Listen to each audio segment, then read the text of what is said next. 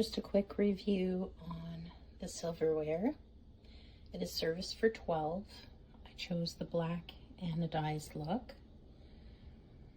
Overall, the look is pretty spectacular. The camera's not picking up the color perfectly. The only concerns I have are the steak knives are very, very lightweight plastic. This one has something brown in it right from factory. This one, the grommet is not in the right place. This one down here, the grommet is damaged. This one, the grommet is damaged. This one has a burn mark.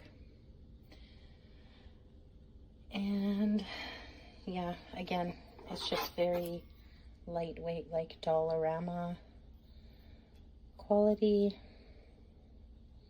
Very, very light. No weight to it whatsoever.